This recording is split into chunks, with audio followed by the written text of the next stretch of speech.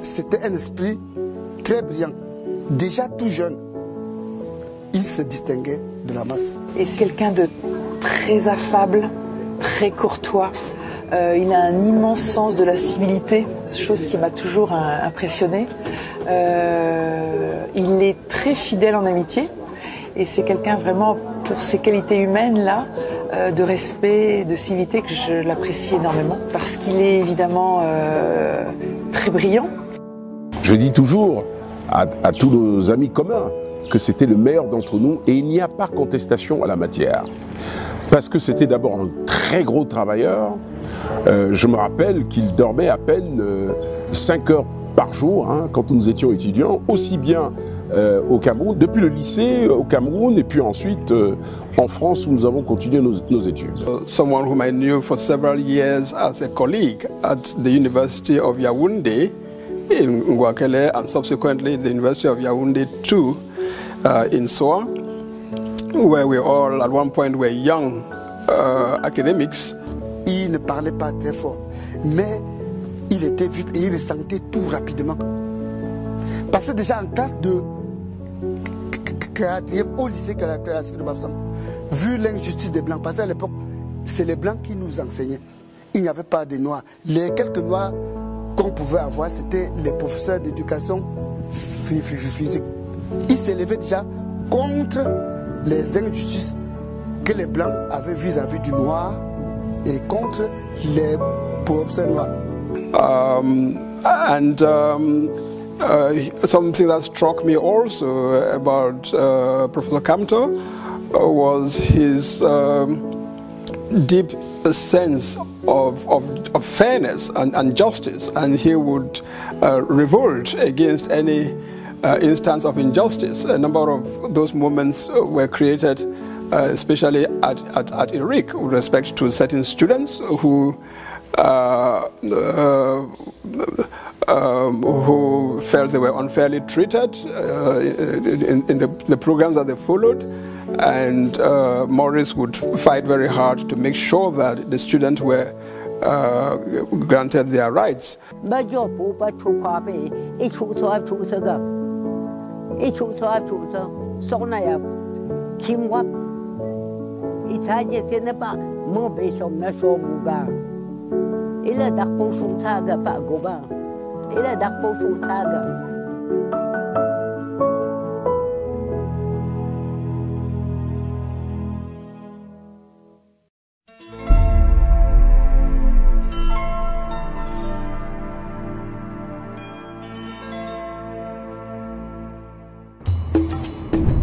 Samuel Wanko, âgé de 32 ans, est député et architecte. C'est lui qui dessinera le plan d'urbanisation de la ville de Bafoussam.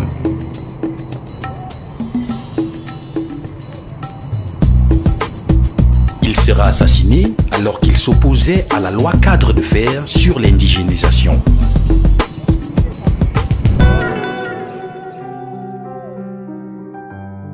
Il n'avait pas 3 ans à la mort de Wanko. Aucun souvenir vivant. Par contre, un événement viendra bouleverser sa vie. L'assassinat d'Ernest Wandié et ses compagnons Gabriel Tabe, alias Awambo le Courant, et Raphaël Fossing. C'est un moment particulier de mon histoire personnelle. J'étais lycéen, j'étais au lycée classique de Bafoussam. Et le matin, quand nous allons au lycée, puisque j'habitais le quartier Nilon, qui est le quartier où je suis né, où vivent mes parents, où vivaient mes parents à cette époque-là. À partir du stade du lycée de Bafoussam, on pouvait voir très bas, jusqu'au niveau justement du palais de justice actuel, l'hôtel de ville, palais de justice. Et nous étions sur le stade, en train de se distraire, de bavarder, de jouer, certains aux cartes, comme de gentils garnements de l'époque.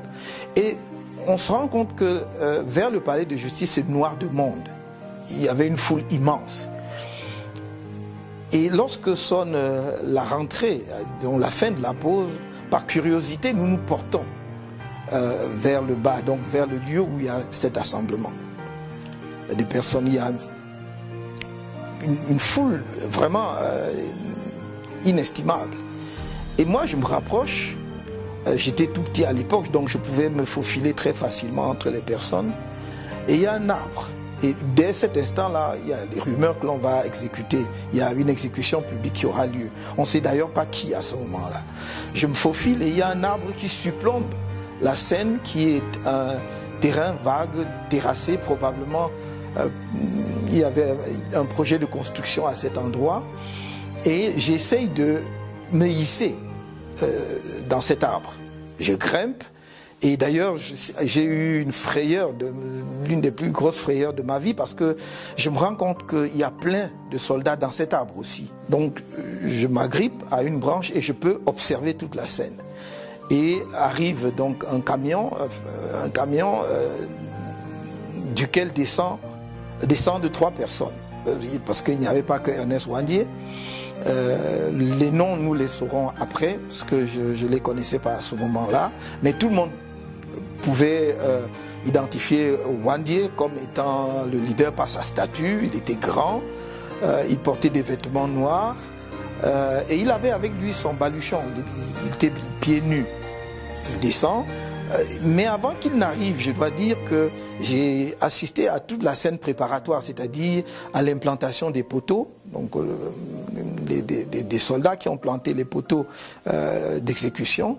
Et donc quand ils arrivent, quand ils descendent, on les dirige vers les poteaux d'exécution. Il est donc suivi par 2 autres personnes, je crois, Fossine Raphaël et quelqu'un que l'on appelait Wambo le Courant. Et le peloton d'exécution est mis en place. Et il y a, je crois, un officier ou un sous-officier, mais les personnes à exécuter en jouent et ordonnent l'exécution. Bafoussam, le 15 janvier 1971. Mourir pour la liberté de mon peuple est un honneur. Être exécuté ici à Bafoussam, pour que mon sang coule jusqu'aux rivières les plus lointaines du Cameroun, est un honneur. Après moi, d'autres continueront le combat, et ce jusqu'à la victoire finale, avant de conclure en chantant que vive le Cameroun à jamais libre. On tire. Et c'est terrible quand même. C'était la première fois que j'assistais à une scène pareille, parce que on est traversé par toutes sortes de sentiments à ce moment-là. Il y a la peur, mais il y a en même temps la compassion aussi. Il y a une sorte d'empathie, parce que on se dit, mais enfin, pourquoi est-ce qu'on peut exécuter les gens? Je ne comprenais pas tout à l'époque. Mais spontanément, on savait que c'était des nationalistes. On savait que c'était des gens qui se battaient pour la cause du peuple camerounais, pour la cause de l'émancipation de notre pays. Donc il y a eu cette empathie naturelle et on se sentait en réalité faire partie de cette cause-là. C'est le sentiment en tout cas que j'ai eu à cette époque. Je crois que ce n'est pas un événement qui vous laisse indifférent, et je pense que ça a pétri la personne que je suis devenue. Ça a construit aussi d'une certaine façon l'homme que je suis aujourd'hui. Mais en même temps, je crois, aussi loin que je m'en souvienne, c'est la cause qui était derrière qui m'a toujours frappé. De dire, enfin, on peut comme ça accepter de lutter pour les autres au point de donner sa vie, de lutter pour son pays au point de donner sa vie. Ça, c'est quand même quelque chose qui, oui, même inconsciemment, je crois, a contribué à me pétrir. Ouais.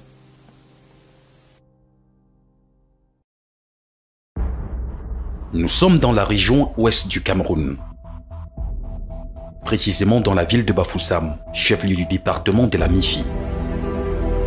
Région d'origine de quelques-unes des grandes figures de l'émancipation du Cameroun, ceux-là qui, par leur bravoure et sacrifice suprême, ont conduit le Cameroun vers la décolonisation, a vu naître des héros de ce pays à l'instar d'Ernest Ouandié.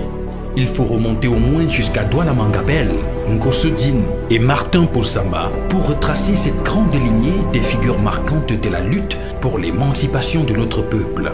Il précède les grands nationalistes, de Ruben Umniobe à Osende Afana, Marthe Moumié, Abel Eyenga, et parmi lesquels figurent en bonne place d'autres fils et filles de cette région de l'Ouest, en particulier Samuel Wanko, Félix Roland Moumié, Mathieu Ndiasep, Célestin Takala, Tabe Gabriel, Raphaël Fotsing et bien d'autres qui ont fait l'ultime sacrifice pour l'honneur de la patrie.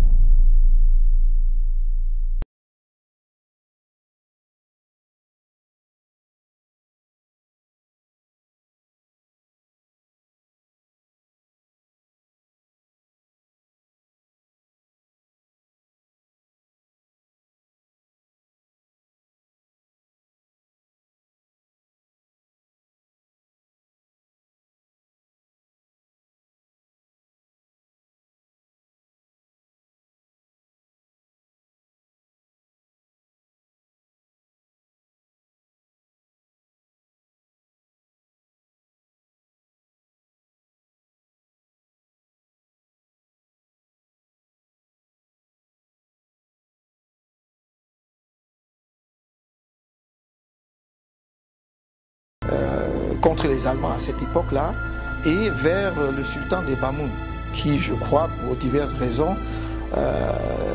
n'épouse pas totalement la cause. Et donc pour moi, c'est parmi les premiers actes, pour ne pas dire peut-être un des actes fondateurs du nationalisme camerounais.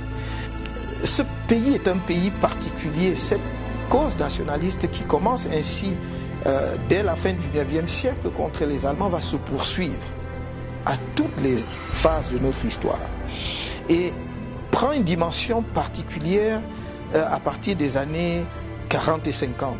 Je dis 40 parce que l'UPC est né en 1948 et tout de suite se positionne comme un mouvement national, le mouvement nationaliste camerounais, parce qu'on doit à la vérité dire que voilà des gens qui ont très tôt, très vite situé leur lutte au plan national et pour la cause de l'émancipation de notre peuple. Et comme vous le savez, ils mènent un certain nombre d'actes. Dès le départ, ils ont toujours été très clairs. Revendiquer l'indépendance et la réunification du Cameroun. Évidemment, ces quelques personnages dont j'ai cité les noms sont juste quelques figures marquantes de l'histoire du nationalisme camerounais. Et je dois dire d'ailleurs que même parmi les figures marquantes, il s'agit en fait d'une liste essentiellement illustrative. Car derrière ces personnages, il y avait de nombreux autres compagnons de lutte, de nombreux autres héros du mouvement national camerounais, qui, à vrai dire, venaient de toutes les régions du pays. Quand on revisite notre histoire, on se rend compte que le mouvement nationaliste camerounais avait un enracinement véritablement national. Il ne serait pas possible ici d'en dresser une liste exhaustive, à supposer que cela fût possible. De toute façon, il faudra que nos historiens s'y penchent pour faire ressortir justement ceux qui ont donné leur vie pour que nous soyons aujourd'hui un peuple libre, debout et indépendant. Mais quand on parle du nationalisme camerounais, on a coutume en réalité de faire référence presque exclusivement aux héros de la partie francophone du pays, en oubliant que nos compatriotes de la partie anglophone ont joué un rôle déterminant. D'abord parce que quand le mouvement nationaliste a été contraint à la clandestinité, traqué, ses militants étant traqués, ont pour la plupart trouvé refuge du côté anglophone du pays. Ce sont nos compatriotes anglophones qui les ont accueillis, les ont protégés. Mais ils sont allés plus loin, ils sont allés au-delà. Ils ne se sont pas contentés justement de leur donner une base arrière. Ils ont participé d'un point de vue politique à la construction du nationalisme camerounais. Quelqu'un comme Ndetou Maza, par exemple, a créé à l'époque ce qui était pratiquement le pendant de l'UPC du côté anglophone et que l'on appelait le One Cameroon. Mais il y a une figure plus marquante que je ne pourrais pas ne pas évoquer ici, celle du docteur John Gufoncha, qui pour moi est véritablement l'artisan de la réunification du Cameroun. C'est le père de la réunification du Cameroun.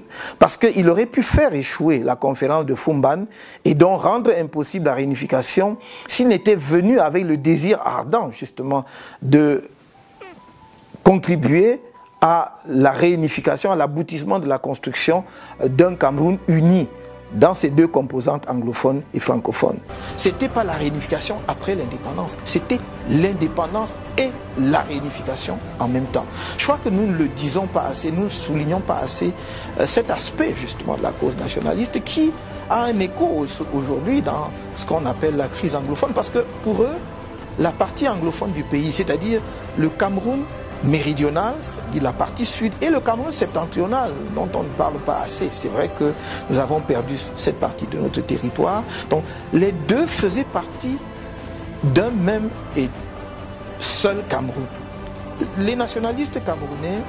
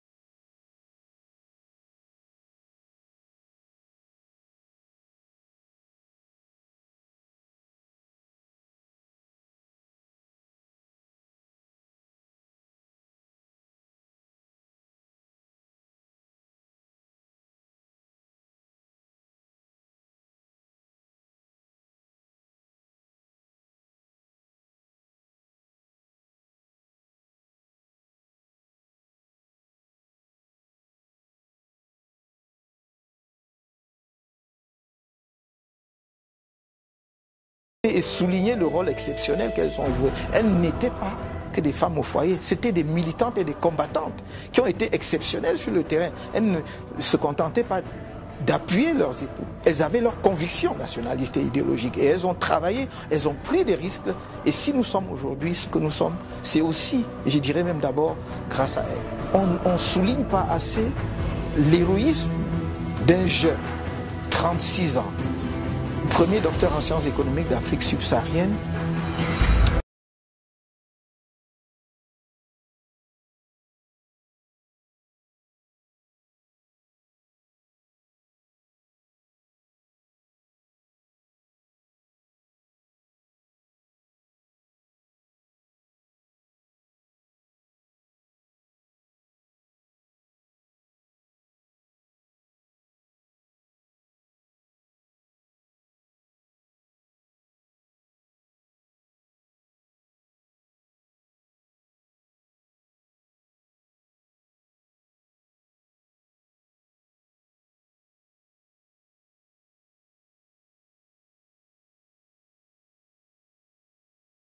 dans ceux qui sont morts. L'héroïsme, c'est dans ceux qui continuent, effectivement, à travailler pour que notre pays avance, en prenant des risques de toutes sortes.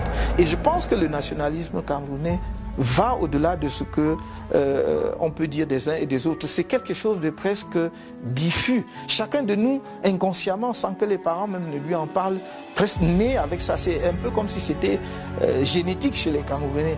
Vous verrez, vous avez sans doute pu constater que dans nos écoles, on n'enseigne pas cela. Et pourtant, chacun de nous, quelque part, connaît le nationalisme camerounais et porte en lui une part de ce nationalisme. C'est une spécificité camerounaise, c'est une cause nationale dont personne ne peut revendiquer le monopole.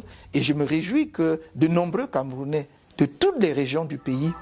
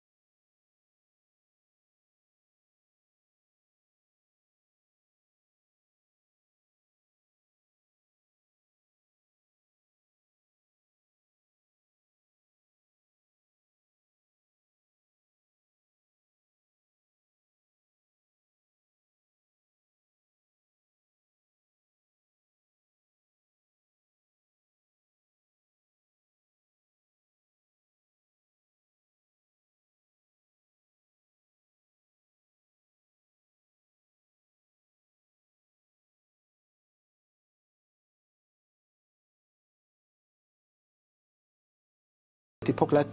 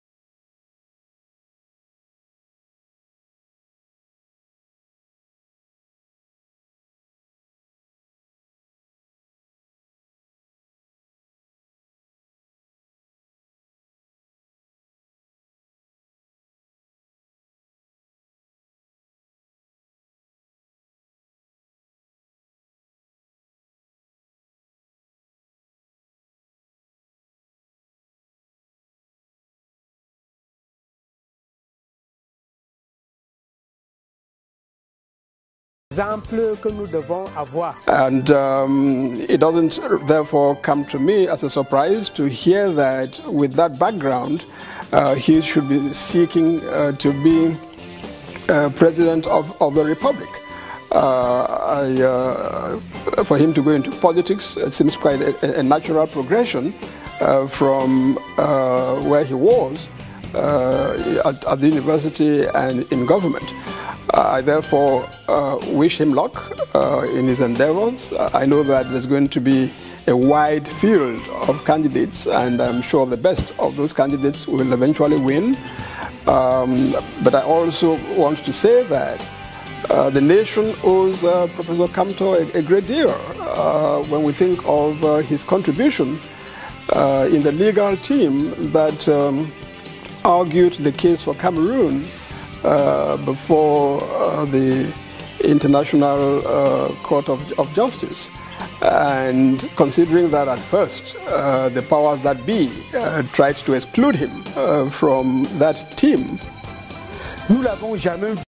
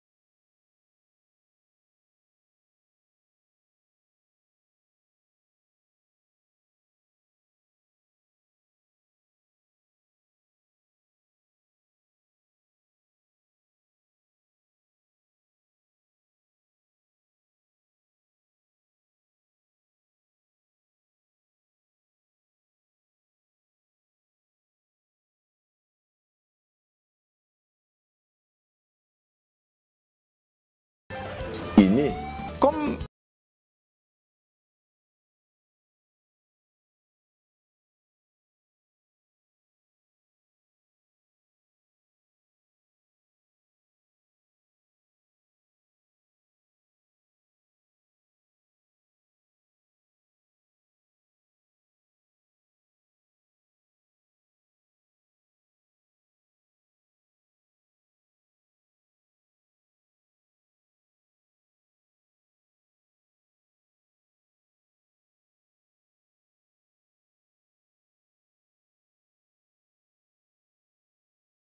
alors donc je disais que ce n'est pas à travers la vitre de mon véhicule ou je sais pas moi en passant que j'ai eu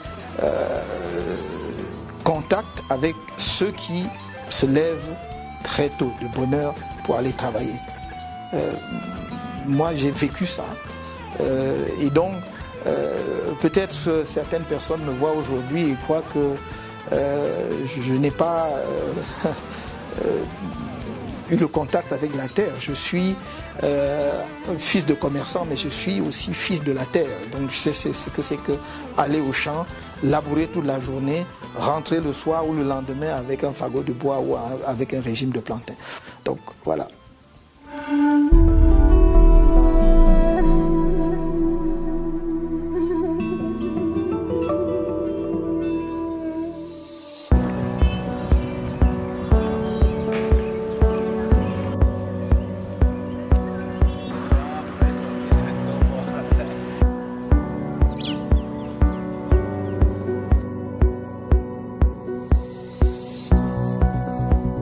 Mon parcours universitaire commence à l'université de Yaoundé, qui était encore la seule université du pays à ce moment-là. Donc nous avons fait ce qu'on appelait à l'époque la licence en 4 ans.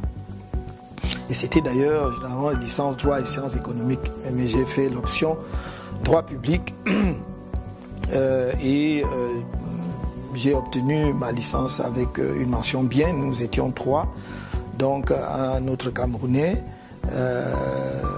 Jean-Dieudonné Tchama, qui est devenu plus tard diplomate, et un autre camarade qui était nigérien du Niger. Eh bien, Maurice a la foi en la modification, en un avenir meilleur pour ce pays. Il a aussi cette empathie nécessaire qui l'amène à se soucier des misères et des malheurs de ses compatriotes. Je l'ai connu dans ses engagements qu'on peut qualifier déjà de politique lorsque nous étions étudiants dans les années 70 à l'université de Yaoundé. C'est quelqu'un qui a pris part aux mouvements estudiantins lorsqu'il a fallu contester ou revendiquer certaines transformations dans la loi, par exemple, de Dame Joya qui modifiait le régime des licences à l'université du Cameroun. Déjà à cette époque, il s'était engagé. C'était peut-être quelque part une sorte de prédestination de ce qu'il va devenir plus tard. Il y a eu un épisode extrêmement important de ma vie. Je suis déjà en 4e année, parce que la licence à ce moment-là se faisait en 4 ans. Donc je suis en 4e année de licence en droit public et on fait la réforme de la licence et on ramène la licence de 4 ans à 3 ans. On l'applique à la faculté de lettres et à la faculté de sciences, mais pas à la faculté de droit et de sciences économiques où j'étais étudiant. Je n'habitais pas le campus universitaire, j'habitais à Essos. J'arrive le matin et l'information est portée à notre connaissance. Et beaucoup d'étudiants, surtout nos cadets, sont frustrés en disant « Enfin, pourquoi nous devons-nous faire notre licence en 4 ans et nos camarades des facultés de lettres et des facultés de sciences en 3 ans. Surtout qu'à la sortie, nous présenterons les mêmes concours, mais eux, ils auront eu leur diplôme en 3 ans et nous, 4 ans. C'est injuste. Mais là encore, Maurice Kamto était encore parmi ceux qui revendiquaient, ceux qui étaient les porte-parole. Et il le faisait avec la douceur. Nous autres, on se réunit, on allait lui dire, mais comment? Maurice, tu es en train de faire quoi comme ça? Pourquoi tu te mets devant le cercueil? Pourquoi tu prends le micro? Il nous a dit, vous voulez que qui prenne le micro? Nous sommes en train de défendre la cause de tout le monde, votre cause. Il faut qu'il y ait quelqu'un. Je suis un peu comme ça. Donc je me dis, mais enfin ça, oui, on ne peut pas accepter ça. Donc c'est une cause qu'il faut défendre. Je rencontre quelques-uns de mes camarades sur le campus et on dit, mais il faut faire quelque chose. Et rapidement, on s'organise. Et on dit, nous voulons que la règle de 3 ans en licence s'applique en faculté de sciences économiques, en faculté de droit et de sciences économiques. Et parmi mes camarades qui me suivent, avec qui on engage ce mouvement, ils sont encore là. Hein. Un certain nombre d'entre eux vivants, certains à des postes de responsabilité. Un d'eux a été représentant de la BAD à N'Djamena pendant un certain temps. D'autres sont dans la diplomatie aujourd'hui et d'autres à d'autres postes de responsabilité. Après cela, je vais être admis à l'université française, plus particulièrement à la faculté de droit de l'université de Nice. Je vais être admis en ce qu'on appelait à l'époque DEA, de droit public fondamental, avec une mention bien. Je passe le DEA de droit international, avec une mention assez bien. Je passe le diplôme de l'Institut des hautes études internationales avec mention bien. Je passe le certificat d'études communautaires avec une mention assez bien. Tout cela la même année. Ensuite, je m'engage dans une thèse de doctorat d'État. Je mène mes recherches aussi bien à Nice qu'à Paris. Et lorsque je suis à Paris, je fais l'Institut international d'administration publique. Je suis admis là-bas. Je fais la section économie et finances. Au bout d'un an, j'obtiens donc le diplôme de la section économie et finances avec la mention bien. Et puis, parallèlement, je poursuivais avec mes recherches en thèse de doctorat. En 1983, très exactement en novembre 1983, j'irai soutenir ma thèse de doctorat à l'université de Nice, où j'obtiendrai donc la mention très bien avec les félicitations du jury, avec autorisation de publication de la thèse. Ma thèse a été publiée à la Librairie générale de droit et de jurisprudence et j'ai obtenu le prix de thèse de la faculté de droit de Nice et aussi le prix de l'Académie des sciences d'outre-mer pour cette thèse.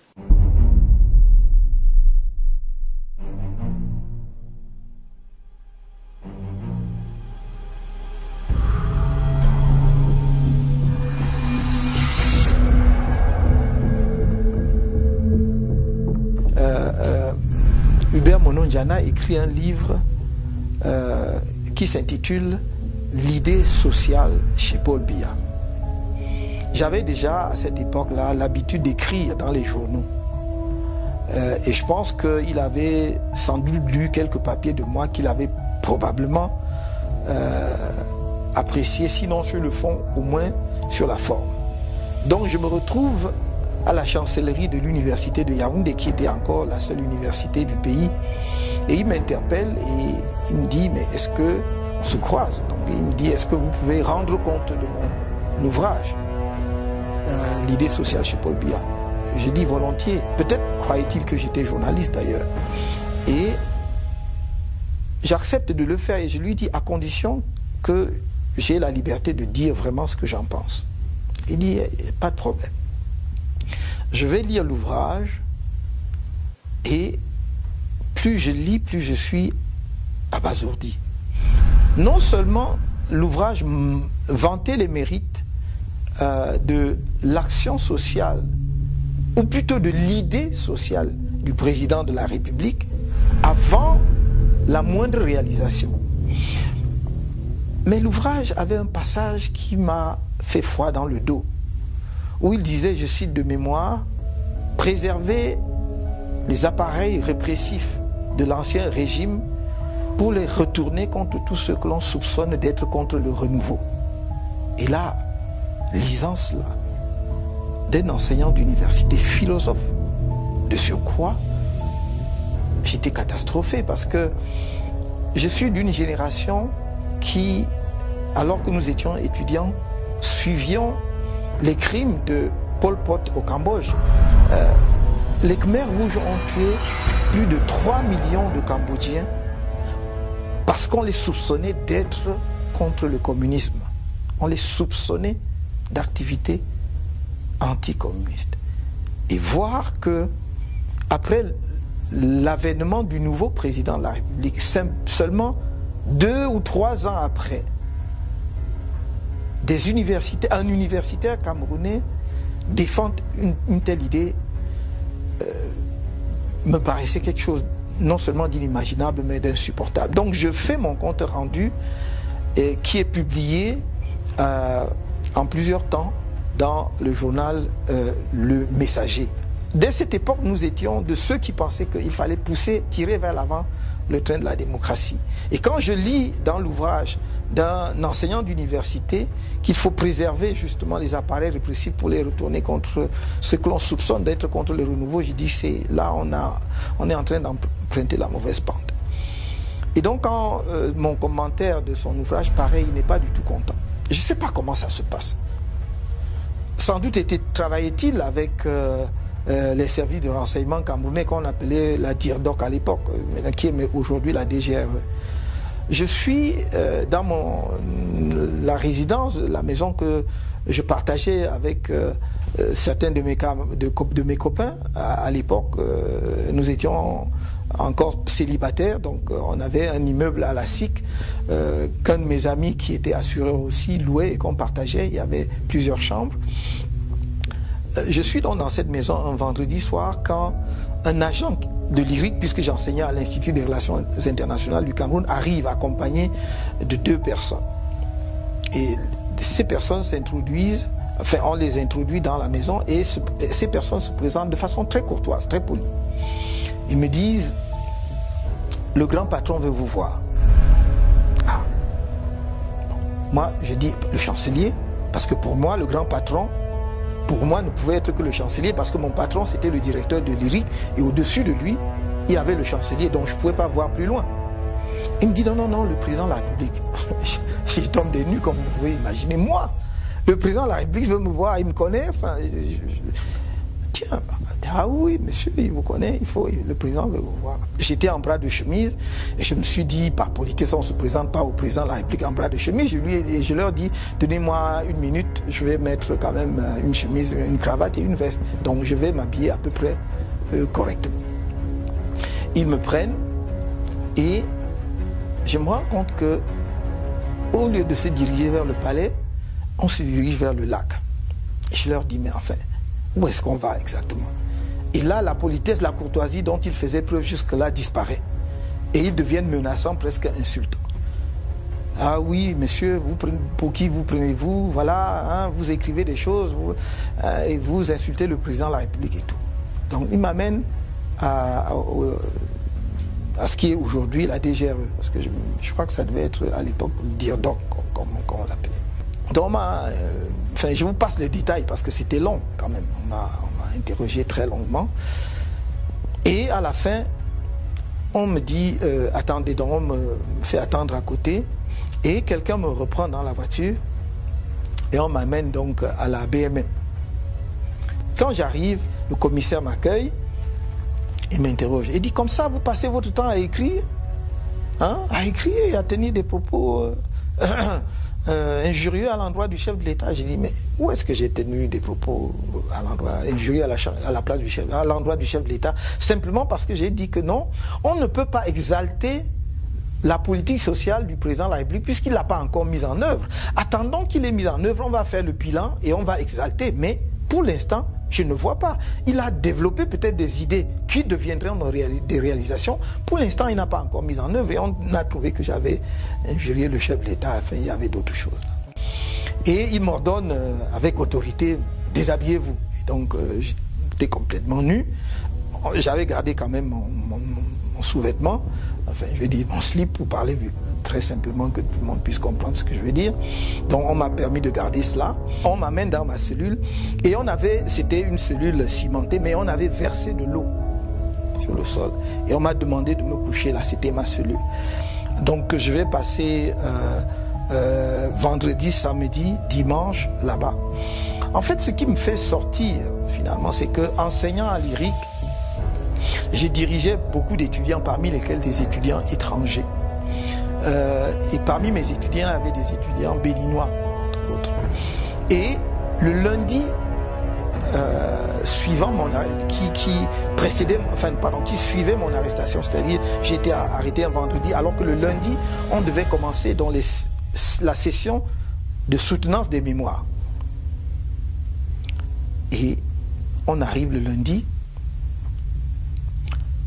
Un de mes collègues, qu'on vient de nommer d'ailleurs membre du Conseil constitutionnel, est président du jury.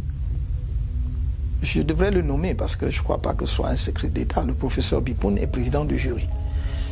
Et il pose la question, mais où est le professeur Kamto? Parce que c'est lui le directeur, on ne peut pas organiser une soutenance de mémoire sans le directeur, celui qui a encadré les étudiants.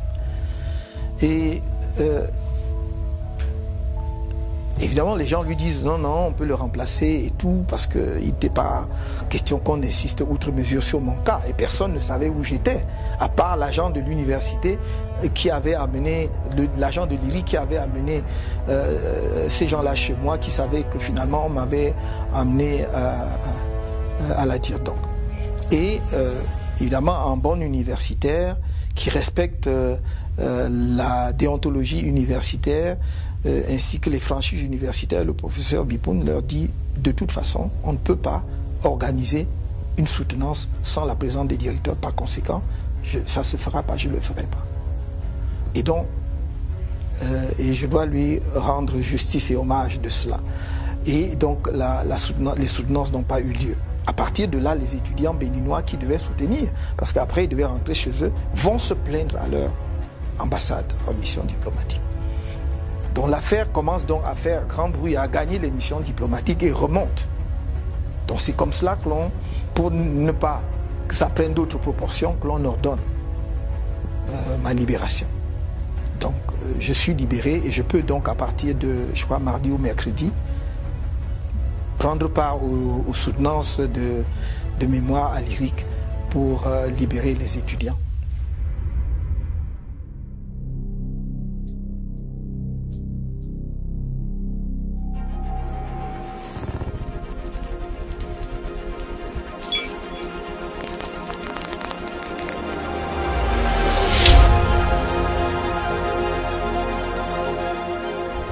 Well, Maurice had a significant input into the case.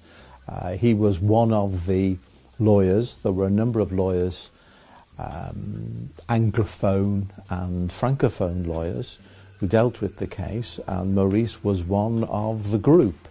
So he had his own work to do, he had his own research and drafting to do, and at the same time he commented on the work of the other lawyers, like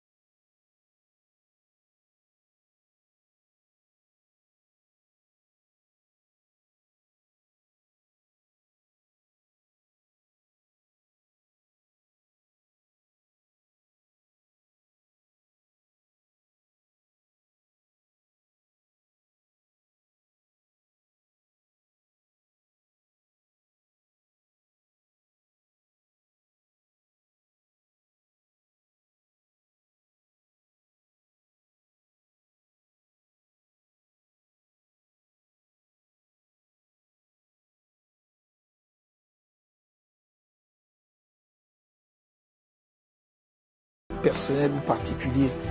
Et c'est pour cela que je n'ai jamais mis ce que nous avons fait dans l'affaire Bakassi en avant.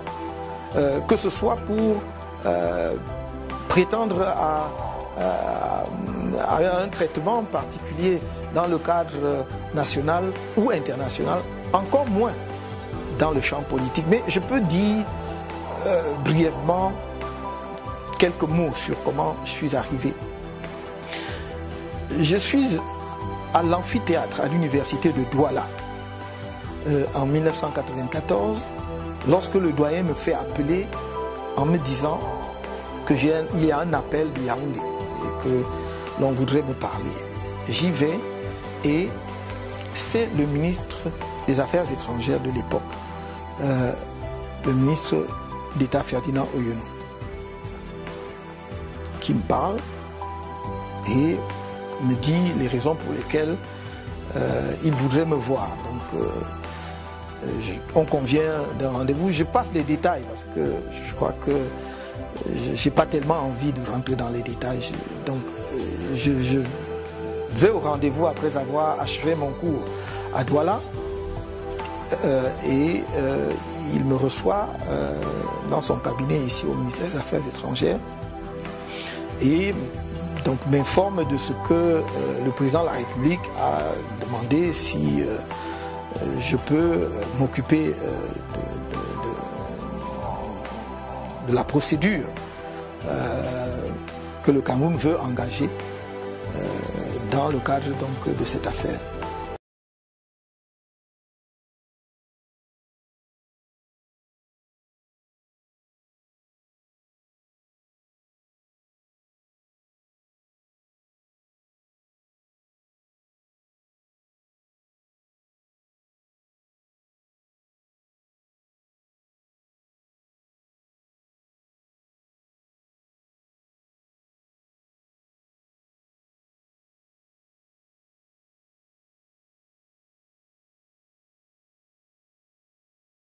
Je suis au service de la nation, je suis disponible à tout moment. Et donc, il me dit donc, allez travailler, allez me préparer.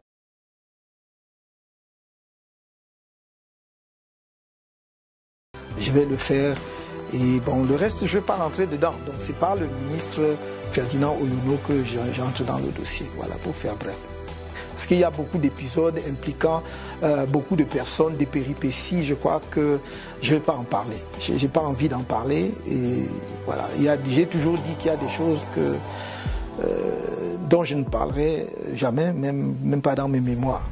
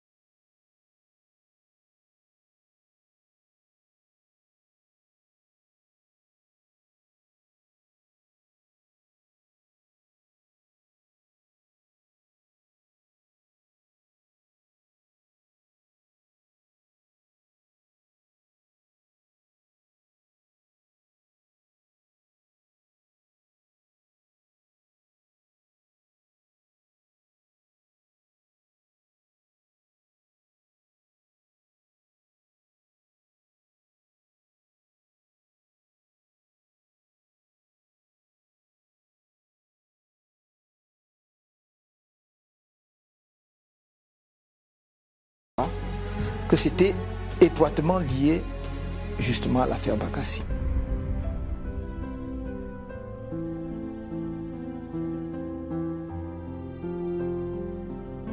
Professeur Maurice Kamto, homme politique, enseignant, auteur, père, l'homme a plusieurs casquettes et sous chacune d'elles, il donne le meilleur de lui. L'expertise du professeur va au-delà des frontières nationales et tout porte à croire que Maurice Kamto n'a pas fini de faire parler de lui et de se battre pour hisser son pays, le Cameroun, au sommet.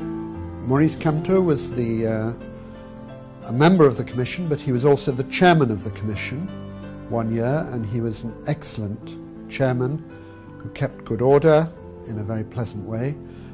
His topic in particular was a human rights topic about the expulsion of aliens, the expulsion of foreigners, and how if foreigners were expelled, it has to be done in accordance with human rights. So we worked together closely on that topic, but on many other topics on the International Law Commission.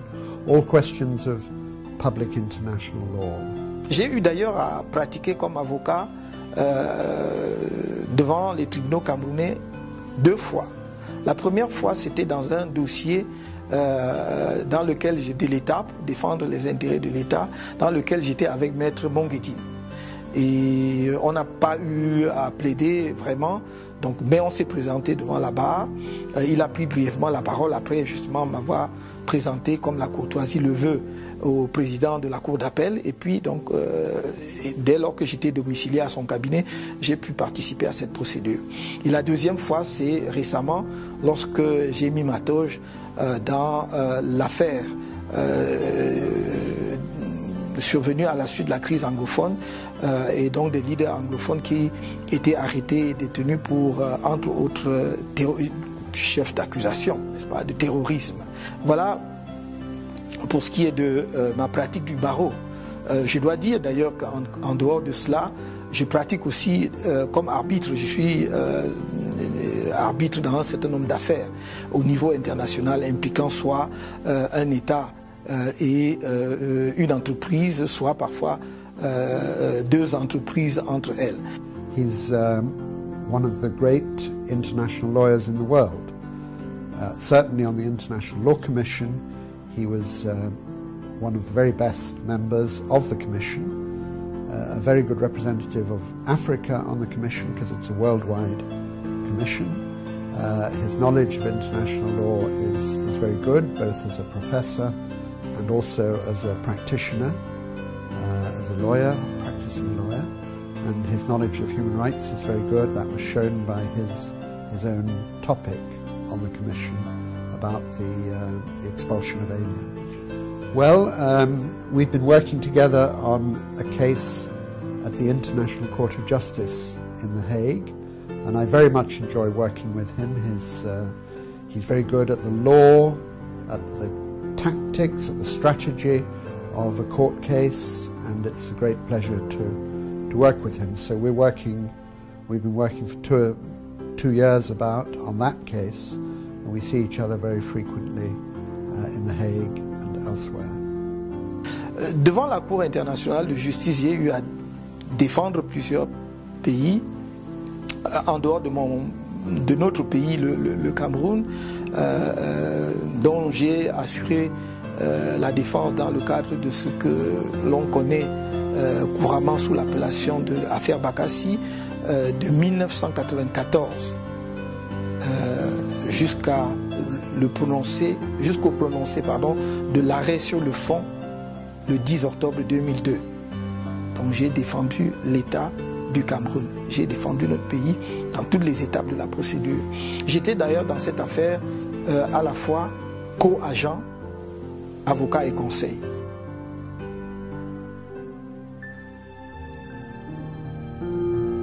Ses proches collaborateurs sont d'avis unanimes sur la rigueur, la constance et la détermination qui caractérisent sa méthode de travail et le charisme qu'insuffle le personnage.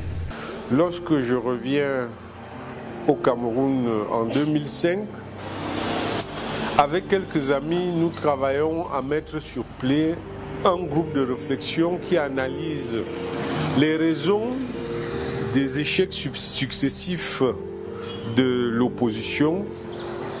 C'est d'abord un travail académique qui est fait en groupe. Il est mené et nous arrivons à des conclusions que nous transformons en action politique. Voilà comment est créé le mouvement pour la renaissance populaire, le MRP, qui devenait MRC. Donc, le MRP, donc, dans son travail de recherche d'acteurs capables de le fortifier, va approcher pratiquement tous les responsables politiques du Cameroun. Et au terme de cette réflexion, nous avons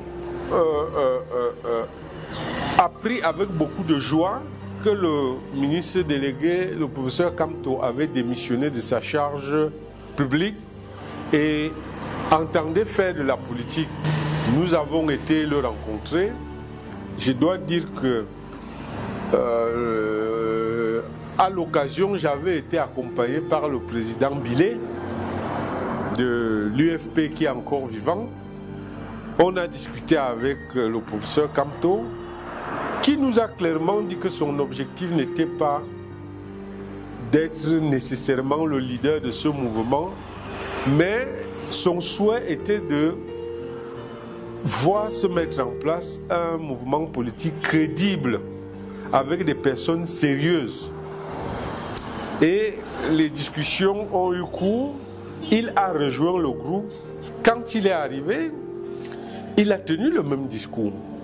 Je viens vers vous en toute humilité pour que nous mettions en place une équipe crédible, un parti politique crédible. Peu importe la place que j'occuperai dans le mouvement, l'essentiel c'est de mettre en place un parti politique crédible. Au MRC, il y a une instance dirigeante qui s'appelle le Directoire national.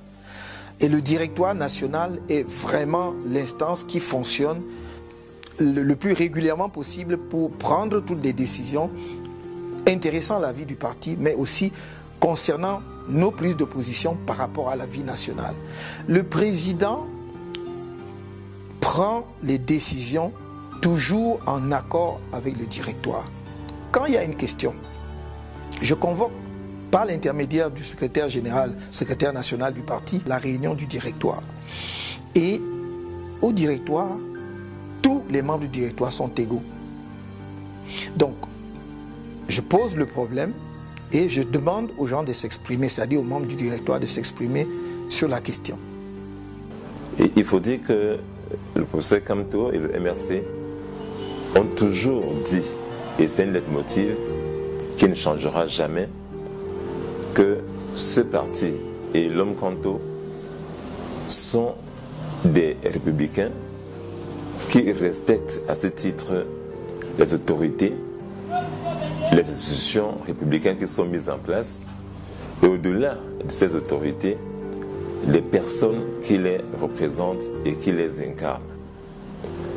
C'est pour le MRC et pour M. Kamto une posture naturelle. Pourquoi? Parce que pour un homme qui veut gouverner, pour un parti qui veut gouverner, on ne peut pas imaginer que ce parti soit le premier à montrer le contre-exemple en ne respectant pas l'institution qui est mise en place. C'est pour cela que nous pensons que nous devons toujours respecter les lois de la République. En dehors du directoire, les décisions sont prises également sur la base de ce que la base remonte au directoire. Lorsque nous examinons une question, nous nous assurons que si ça concerne une région, que la région concernée effectivement nous a donné sa position sur la question avant de prendre la décision. Enfin, je dirais que le directoire reflète la diversité du Cameroun. J'ai toujours dit aux gens qui voulaient ramener le parti à je ne sais quoi, que regardez bien le directoire dans sa composition. Les gens peuvent ergoter. Nous avons travaillé des nuits et des nuits pour parvenir à cette représentation et à cette représentativité des différentes régions du pays. Le premier vice-président est de l'extrême nord. Le deuxième vice-président est du centre. Le troisième vice-président est du littoral. Le quatrième vice-président est du sud-ouest. Le cinquième vice-président ou la cinquième est du nord. Le secrétaire général est du nord-ouest. Le trésorier national est de l'ouest. Voilà les membres du directoire qui sont élus d'ailleurs. Ils ne sont pas nommés par le président national. Ils sont élus par la convention du parti. Par exemple, j'ai une question sur laquelle je l'ai toujours entendu parler. La question du tribalisme. Maurice Kamto dit qu'il ne comprend pas que des gens aient un tant soit peu quelque chose de tribal dans leur tête. Il est absolument opposé au tribalisme. Il dit qu'aujourd'hui, le monde a évolué et que le combat des jeunes Camerounais et des Camerounais, c'est d'être en mesure de concurrencer les jeunes Japonais, les jeunes Chinois, de montrer qu'ils peuvent faire face aux défis du monde actuel. Ce n'est pas de créer des divisions entre les Camerounais, ce n'est pas de dire que telle et telle tribu et telle une autre tribu. Cet homme ne vous demande jamais d'où vous venez quand il vous rencontre. Ce qui importe pour lui, c'est votre capacité à comprendre l'orientation qu'il donne. C'est votre capacité à défendre le Cameroun et à accepter les principes qui sont ceux de la République. Pour lui, c'est ça qui est important. Et une autre fois, il avait découvert que sur les casquettes que des jeunes de Douala ont fait, les casquettes du MRC, ils ont mis sa photo sur les casquettes, mais il était absolument horrifié. Il leur a dit non, je n'ai pas besoin qu'on mette ma photo ni sur les tricots, ni sur le pagne, ni encore moins sur les casquettes du MRC. Je ne suis qu'un simple serviteur de ce parti. Je suis là pour un temps. un autre viendra avant. Et ce qu'il faut mettre en avant, ce n'est pas la personne de Maurice Kamto, c'est d'abord le parti politique et les idées, la vision que ce parti présente aux Camerounais. Il est comme ça. Et c'est ce qui fait que, par cette humilité, il a un grand respect des hommes, jusqu'aux enfants. Il considère qu'un être humain est égal à un autre et que son action politique à lui, c'est de se demander qu'est-ce qu'il fait pour que demain, le Camerounais, la Camerounaise puisse vivre décemment et normalement dans son pays. Ça, c'est Maurice Kamto. Et souvent, je lui disais au début, mais professeur, vantez-vous un peu quand même. Un homme politique, il doit pouvoir dire des choses, se vanter un peu.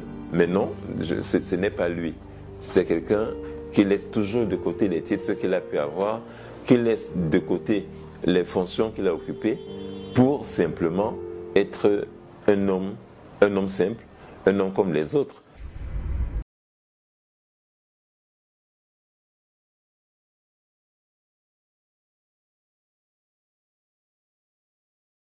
J'ai l'occasion souvent de lui dire à chaque fois que je le rencontre, et je le retrouve plutôt que je le revois, c'est de lui dire que sa thèse de droit, droit et pouvoir du droit en Afrique noire francophone, m'avait fascinée quand j'étais jeune étudiante, et que toutes les lectures que j'ai pu faire de Maurice Kamto, ses autres ouvrages comme ses articles m'ont toujours absolument fascinée. Il a une plume magnifique, il a une pensée originale, très très précise, ce qui est nécessaire quand on est un juriste. Donc il a eu une carrière absolument exceptionnelle que tout internationaliste aimerait avoir, c'est-à-dire qu'il est un grand universitaire et il a aussi utilisé ses grandes compétences universitaires en droit international pour plaider devant la Cour internationale de justice, pour faire partie de la commission du droit international, qui est une instance très très importante au sein des Nations Unies, qui a pour objet de codifier le droit international. Donc ces compétences ont été reconnues à l'échelle internationale parce qu'il a intégré de multiples instances internationales. Il plaide et il a pu défendre le Cameroun devant la Cour internationale de justice, mais aussi d'autres États. Donc l'unanimité est claire s'agissant de ses compétences à l'échelle du droit international et puis à l'échelle de chacun de ses collègues. On peut apprécier ses immenses qualités d'enseignant et de chercheur quand on le lit. I've heard and read on social media the allegation that President or candidate or Professor Maurice Kamto is tribalistic. I think Cameroonians have to learn to get away from this way of destroying or seeking to destroy people who carry the aspiration of our nation. I don't see how a presidential candidate can afford to be tribalistic, because there is no single tribe in this country which is so big or so dominant that it will deliver the results at a general election as the election of president. So in the nature of things, I don't believe in this allegation. First, for that reason, because it will be suicidal for a presidential candidate to count only on his tribe or his ethnic group, his or her tribe or his or her ethnic group. But secondly, as concerns Professor Kamto in particular, I think he has demonstrated through the composition of the national executive of his political party, but also through the composition of the team that I observe he has around him to assist him in conducting his campaign for the forthcoming election, that he is someone who selects people based on their competence, based on what they can provide, based on the contribution that they can make to the realization of the overall objective, than on their ethnic or religious or other background. J'ai compris qu'au-delà du fait que ce soit un juriste confirmé, il est aussi un érudit. et il touche à presque toutes les sciences avec une étonnante facilité. Maintenant, donc, ce qui se passe, c'est que en 2013, lorsque j'organise le 3e anniversaire de mon association, qui devait se dérouler en 2014. Ça devait être un double événement, le 3e anniversaire de mon association, et ça tombait que ça faisait les 20 ans de la publication de l'urgence de la pensée de Maurice Kamto.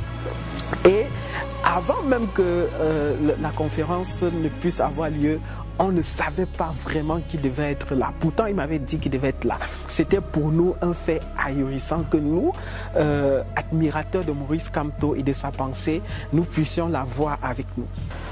Nous organisons la conférence et le professeur Kamto est là et il est dans l'assistance. Il nous a écoutés parler de son ouvrage, l'urgence de la pensée, critiqué, apprécié, et après il s'est levé et il a pris la parole.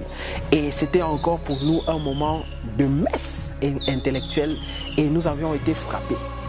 Ce qui m'a marqué encore lors de cette journée, c'est que le professeur Kamto a sorti de sa poche le dernier exemplaire qui existait de son 2e livre après l'urgence de la pensée, Déchéance de la politique. Ça a été publié en 1999 aux éditions Mandara.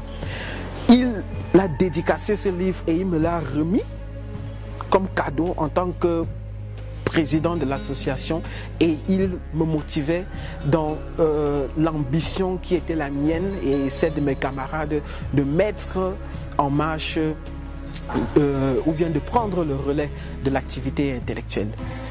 Alors le 10 février, en patrouille sur les réseaux sociaux, notamment sur WhatsApp, je remarque le partage répétitif d'un lien menant à une vidéo, soi-disant le discours du président d'un parti politique camerounais. Donc au départ, ça ne m'intéressait pas du tout, hein, parce que voilà, je me disais ça va me bouffer les mégas pour rien. Mais plus les gens partageaient, plus je me posais la question, mais de qui parle-t-on? Et puis voilà, j'ai cliqué sur le lien. D'entrée de jeu, quand j'ai commencé à écouter le personnage, son attitude face à la caméra et surtout le contenu de son message, j'ai été bluffée. Et voilà comment j'ai découvert Maurice Kamto. J'entendais parler de lui, mais sincèrement, ça ne m'intéressait pas. C'est après l'avoir entendu.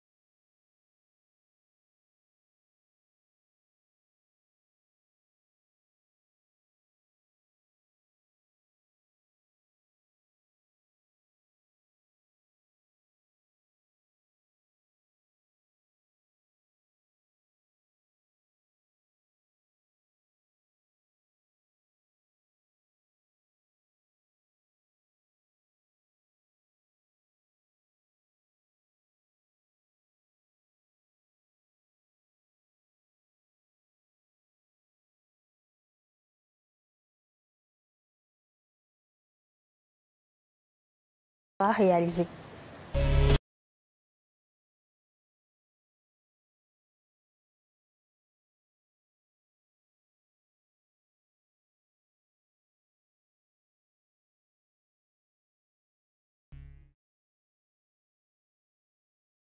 Je leur dis, donnez-moi 1 minute, je vais mettre quand même une chemise, une cravate et une veste. Donc je vais m'habiller à peu près correctement. Ils me prennent et je me rends compte que au lieu de se diriger vers le palais, on se dirige vers le lac. Et je leur dis, mais enfin, où est-ce qu'on va exactement? Et là, la politesse, la courtoisie dont ils faisaient preuve jusque-là disparaît. Et ils deviennent menaçants, presque insultants.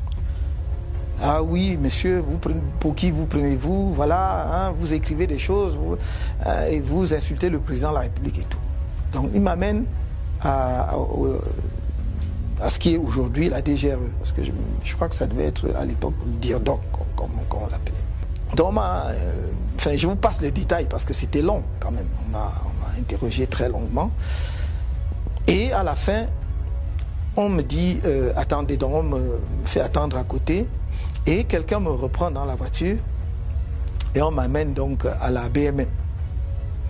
Quand j'arrive, le commissaire m'accueille et m'interroge. Il dit, comme ça, vous passez votre temps à écrire, hein, à écrire et à tenir des propos injurieux à l'endroit du chef de l'État. J'ai dit, mais où est-ce que j'ai tenu des propos à l'endroit injurieux à la place du chef, à l'endroit du chef de l'État? Simplement parce que j'ai dit que non, on ne peut pas exalter la politique sociale du président de la République puisqu'il ne l'a pas encore mise en œuvre.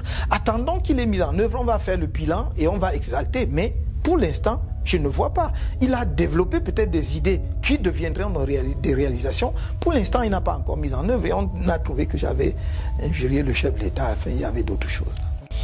Et il m'ordonne avec autorité, déshabillez-vous. Et donc, j'étais complètement nu. J'avais gardé quand même mon sous-vêtement, enfin, je vais dire mon slip pour parler très simplement que tout le monde puisse comprendre ce que je veux dire. Donc on m'a permis de garder cela. On m'amène dans ma cellule et c'était une cellule cimentée, mais on avait versé de l'eau sur le sol. Et on m'a demandé de me coucher là, c'était ma cellule. Donc je vais passer vendredi, samedi, dimanche là-bas. En fait, ce qui me fait sortir finalement, c'est que enseignant à l'IRIC, j'ai dirigé beaucoup d'étudiants, parmi lesquels des étudiants étrangers. Et parmi mes étudiants, il y avait des étudiants béninois, entre autres. Et le lundi suivant qui suivait mon arrestation, c'est-à-dire j'ai été arrêté un vendredi, alors que le lundi, on devait commencer dans la session de soutenance des mémoires. Et on arrive le lundi. Un de mes collègues, qu'on vient de nommer d'ailleurs membre du Conseil constitutionnel, est président du jury. Je devrais le nommer parce que je ne crois pas que ce soit un secret d'État. Le professeur Bipoun est président du jury. Et il pose la question, mais où est le professeur Kamto? Parce que c'est lui le directeur, on ne peut pas organiser une soutenance de mémoire sans le directeur, celui qui a encadré les étudiants. Et évidemment, les gens lui disent non, on peut le remplacer et tout, parce qu'il n'était pas question qu'on insiste outre mesure sur mon cas. Et personne ne savait où j'étais, à part l'agent de l'université qui avait amené, l'agent de l'IRI qui avait amené ces gens-là chez moi, qui savaient que finalement on m'avait amené à la DIRDOC. Et évidemment, un bon universitaire qui respecte la déontologie universitaire, ainsi que les franchises universitaires, le professeur Bipoun leur dit de toute façon, on ne peut pas organiser une soutenance sans la présence des directeurs. Par conséquent, ça ne se fera pas, je ne le ferai pas. Et donc, et je dois lui rendre justice et hommage de cela. Et donc, les soutenances n'ont pas eu lieu. À partir de là, les étudiants béninois qui devaient soutenir, parce qu'après ils devaient rentrer chez eux, vont se plaindre à leur ambassade en mission diplomatique. Donc l'affaire commence donc à faire grand bruit, à gagner les missions diplomatiques et remonte. Donc c'est comme cela que pour ne pas que ça prenne d'autres proportions, que l'on ordonne ma libération. Donc je suis libéré et je peux donc à partir de, je crois, mardi ou mercredi, prendre part aux soutenances de mémoire à l'IRIC pour libérer les étudiants.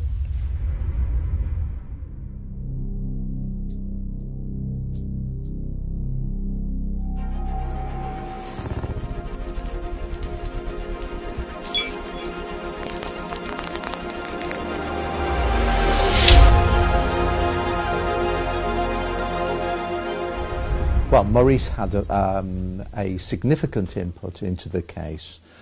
He was one of the lawyers. There were a number of lawyers, Anglophone and Francophone lawyers, who dealt with the case, and Maurice was one of the group. So he had his own work to do, he had his own research and drafting to do, and at the same time he commented on the work of the other lawyers, like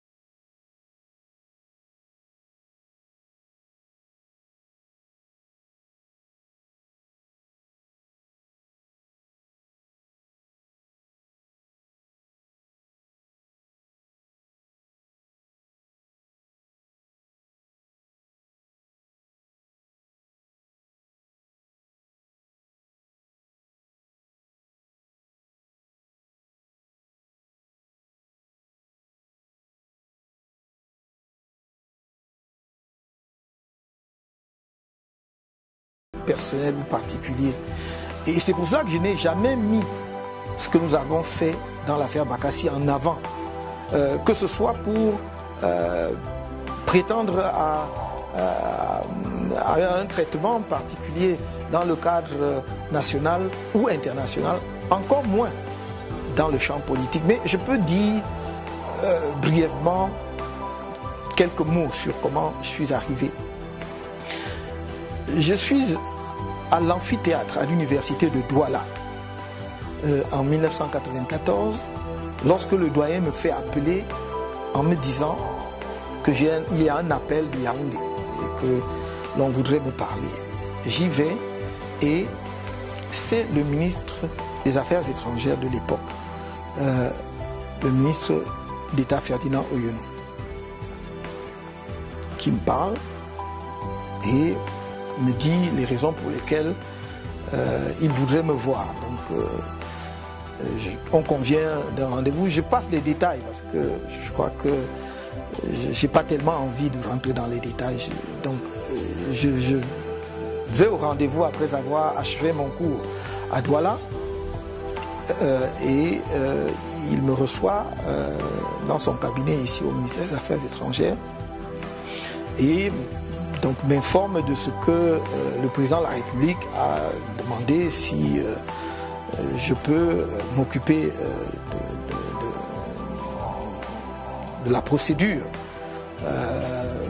que le Cameroun veut engager dans le cadre donc, de cette affaire.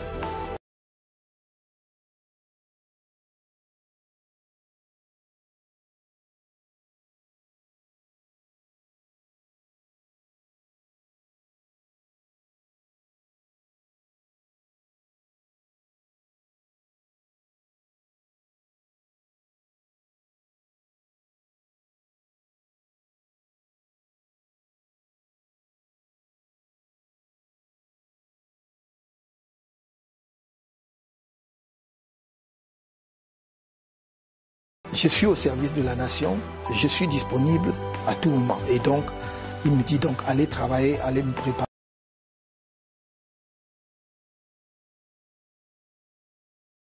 Je vais le faire.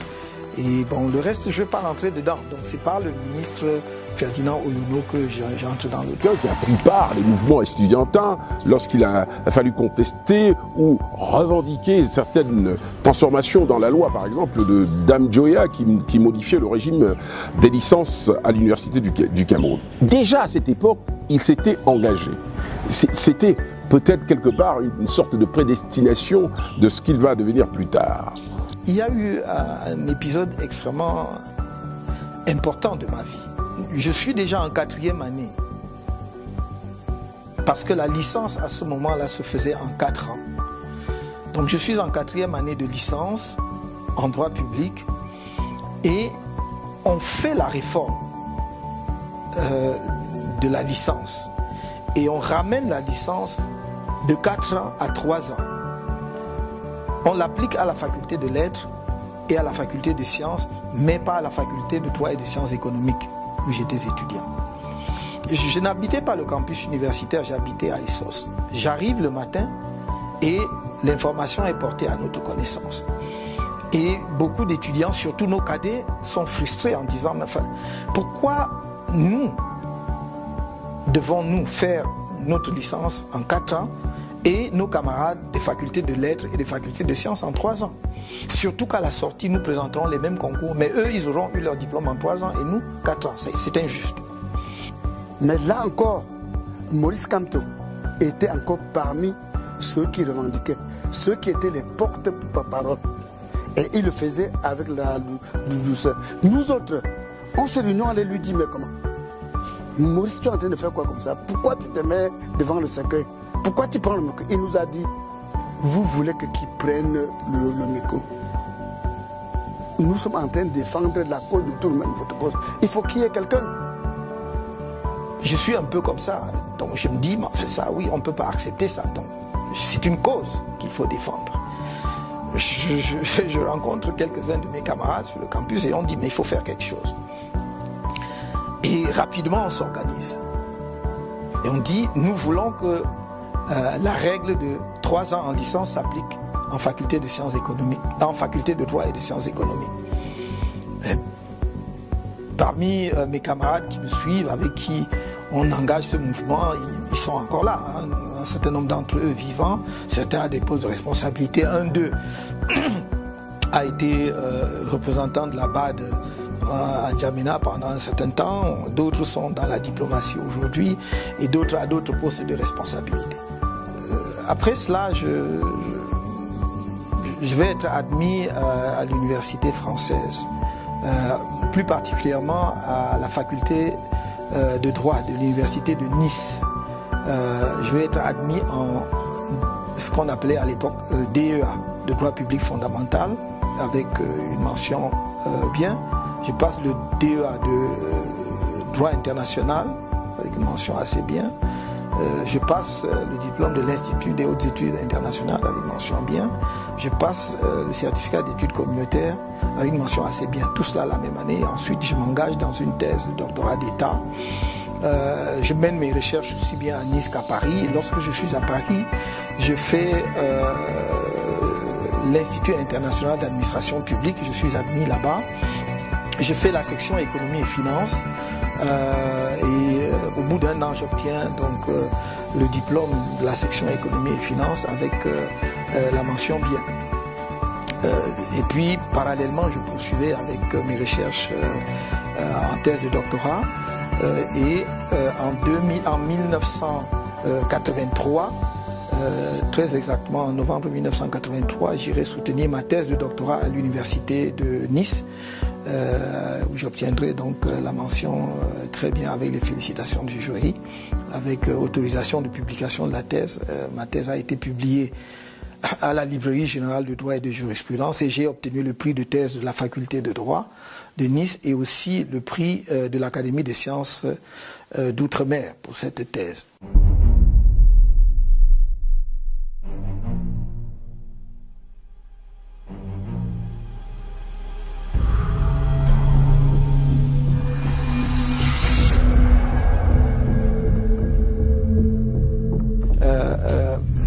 Hubert Monondiana écrit un livre qui s'intitule « L'idée sociale chez Paul Biya ». J'avais déjà à cette époque-là l'habitude d'écrire dans les journaux. Et je pense qu'il avait sans doute lu quelques papiers de moi qu'il avait probablement apprécié, sinon sur le fond, au moins sur la forme.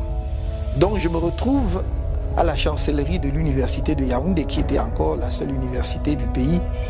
Et il m'interpelle et il me dit, mais est-ce que on se croise? Donc il me dit, est-ce que vous pouvez rendre compte de mon ouvrage, l'idée sociale chez Paul Biya? J'ai dit volontiers. Peut-être croyait-il que j'étais journaliste d'ailleurs.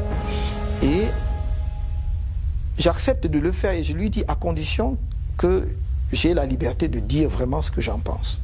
Il dit, pas de problème. Je vais lire l'ouvrage et plus je lis, plus je suis abasourdi. Non seulement l'ouvrage vantait les mérites de l'action sociale, ou plutôt de l'idée sociale du président de la République avant la moindre réalisation.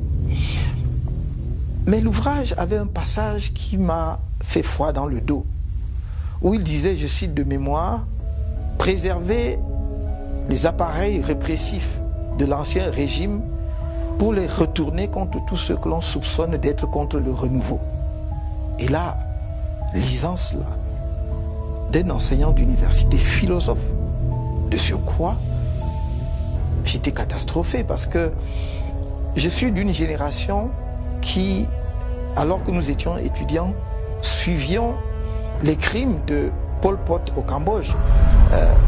Les Khmers rouges ont tué plus de 3 millions de Cambodgiens parce qu'on les soupçonnait d'être contre le communisme. On les soupçonnait d'activités anticommunistes. Et voir que, après l'avènement du nouveau président de la République, seulement 2 ou 3 ans après,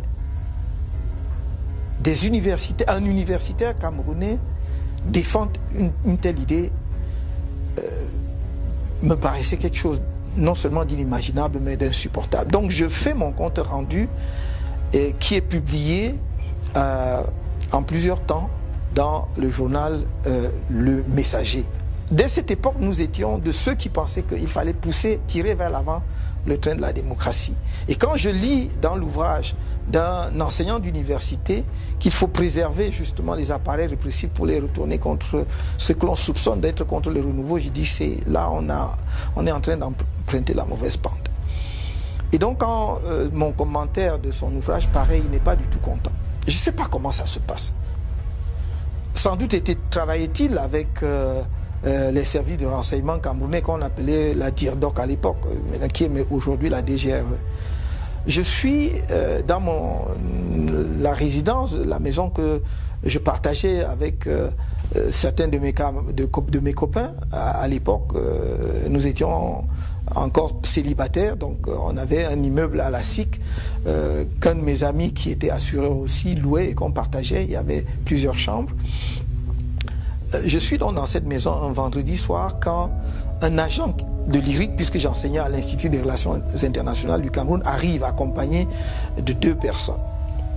Et ces personnes s'introduisent, enfin on les introduit dans la maison et ces personnes se présentent de façon très courtoise, très polie.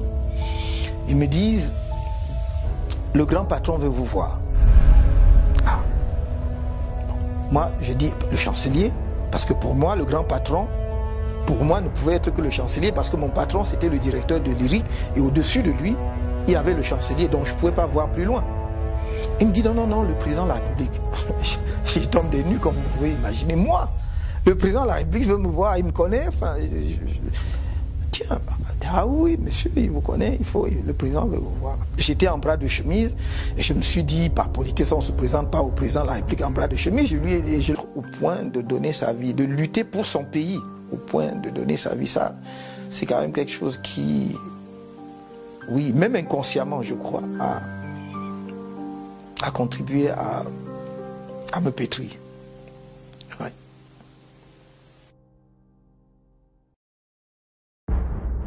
Nous sommes dans la région ouest du Cameroun, précisément dans la ville de Bafoussam, chef-lieu du département de la Mifi. Région d'origine de quelques-unes des grandes figures de l'émancipation du Cameroun, ceux-là qui par leur bravoure et sacrifice suprême ont conduit le Cameroun vers la décolonisation, a vu naître des héros de ce pays à l'instar d'Ernest Ouandié. Il faut remonter au moins jusqu'à Douala Mangabel, Nkosso Dine et Martin Poussamba pour retracer cette grande lignée des figures marquantes de la lutte pour l'émancipation de notre peuple. Il précède les grands nationalistes, de Ruben Oumniobé à Osende Afana, Marthe Moumié, Abel Eyenga, et parmi lesquels figurent en bonne place d'autres fils et filles de cette région de l'Ouest, en particulier Samuel Wanko, Félix Roland Moumié, Mathieu Ndiasep, Célestin Takala, Tabe Gabriel, Raphaël Fotsing et bien d'autres qui ont fait l'ultime sacrifice pour l'honneur de la patrie.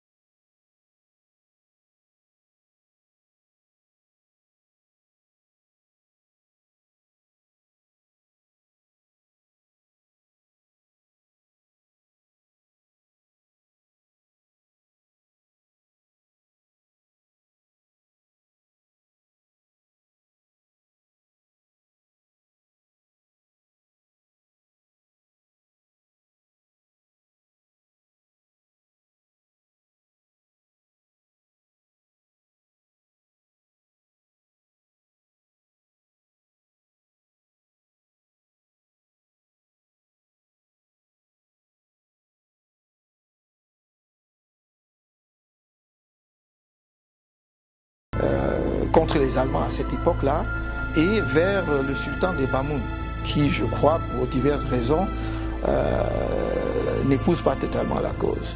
Et donc pour moi, c'est parmi les premiers actes, pour ne pas dire peut-être un des actes fondateurs du nationalisme camerounais. Ce pays est un pays particulier. Cette cause nationaliste qui commence ainsi dès la fin du 19e siècle contre les Allemands va se poursuivre à toutes les phases de notre histoire et prend une dimension particulière à partir des années 40 et 50. Je dis 40 parce que l'UPC est né en 1948 et tout de suite se positionne comme un mouvement national, le mouvement nationaliste camerounais, parce qu'on doit à la vérité dire que voilà des gens qui ont très tôt, très vite situé leur lutte au plan national et pour la cause de l'émancipation de notre peuple. Et comme vous le savez, ils mènent un certain nombre d'actes. Dès le départ, ils ont toujours été très clairs. Revendiquer l'indépendance et la réunification du Cameroun. Évidemment, ces quelques personnages dont j'ai cité les noms sont juste quelques figures marquantes de l'histoire du nationalisme camerounais. Et je dois dire d'ailleurs que même parmi les figures marquantes, il s'agit en fait d'une liste essentiellement illustrative. Car derrière ces personnages, il y avait de nombreux autres compagnons de lutte, de nombreux autres héros du mouvement national camerounais, qui, à vrai dire, venaient de toutes les régions du pays. Quand on revisite notre histoire, on se rend compte que le mouvement nationaliste camerounais avait un enracinement véritablement national. Il ne serait pas possible ici d'en dresser une liste exhaustive, à supposer que cela fût possible. De toute façon, il faudra que nos historiens s'y penchent pour faire ressortir justement ceux qui ont donné leur vie pour que nous soyons aujourd'hui un peuple libre, debout et indépendant. Mais quand on parle du nationalisme camerounais, on a coutume en réalité de faire référence presque exclusivement aux héros de la partie francophone du pays, en oubliant que nos compatriotes de la partie anglophone ont joué un rôle déterminant. D'abord parce que quand le mouvement nationaliste a été contraint à la clandestinité, traqué, ses militants étant traqués, ont pour la plupart trouvé refuge du côté anglophone du pays. Ce sont nos compatriotes anglophones qui les ont accueillis, les ont protégés. Mais ils sont allés plus loin, ils sont allés au-delà. Ils ne sont pas contentés, justement, de leur donner une base arrière. Ils ont participé, d'un point de vue politique, à la construction du nationalisme camerounais. Quelqu'un comme Ndetou Maza, par exemple, a créé à l'époque ce qui était pratiquement le pendant de l'UPC du côté anglophone et que l'on appelait le One Cameroon. Mais il y a une figure plus marquante que je ne pourrais pas ne pas évoquer ici, celle du docteur John Boufoncha, qui pour moi est véritablement l'artisan de la réunification du Cameroun. C'est le père de la réunification du Cameroun. Parce qu'il aurait pu faire échouer la conférence de Fumban et donc rendre impossible la réunification s'il n'était venu avec le désir ardent justement de contribuer à la réunification, à l'aboutissement de la construction d'un Cameroun uni dans ces deux composantes anglophones et francophones. Ce n'était pas la réunification après l'indépendance, c'était l'indépendance et la réunification en même temps. Je crois que nous ne le disons pas assez, nous ne soulignons pas assez cet aspect justement de la cause nationaliste qui a un écho aujourd'hui dans ce qu'on appelle la crise anglophone, parce que pour eux, la partie anglophone du pays, c'est-à-dire le Cameroun méridional, c'est-à-dire la partie sud, et le Cameroun septentrional, dont on ne parle pas assez. C'est vrai que nous avons perdu cette partie de notre territoire. Donc les deux faisaient partie d'un même et seul Cameroun. Les nationalistes camerounais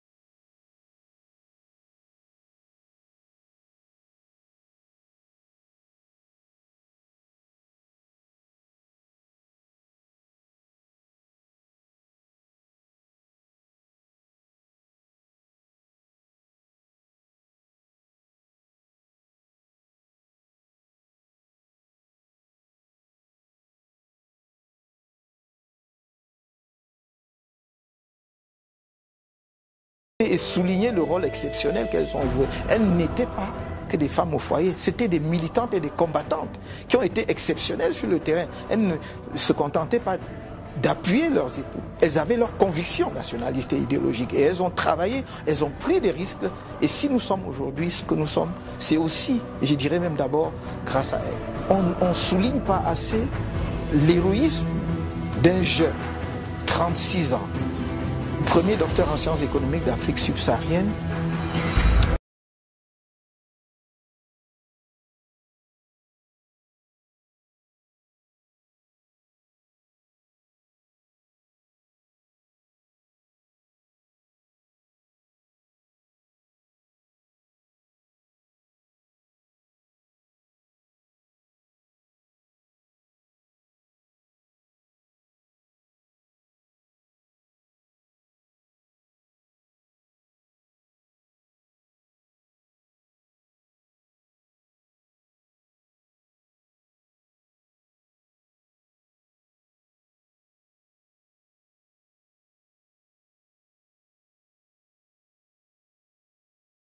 Dans ceux qui sont morts, l'héroïsme c'est dans ceux qui continuent effectivement à travailler pour que notre pays avance en prenant des risques de toutes sortes. Et je pense que le nationalisme camerounais va au-delà de ce que on peut dire des uns et des autres. C'est quelque chose de presque diffus. Chacun de nous, inconsciemment, sans que les parents même ne lui en parlent, presque né avec ça. C'est un peu comme si c'était génétique chez les Camerounais. Vous verrez, vous avez sans doute pu constater que dans nos écoles, on n'enseigne pas cela. Et pourtant, chacun de nous, quelque part, connaît le nationalisme camerounais et porte en lui une part de ce nationalisme. C'est une spécificité camerounaise, c'est une cause nationale dont personne ne peut revendiquer le monopole. Et je me réjouis que de nombreux Camerounais de toutes les régions du pays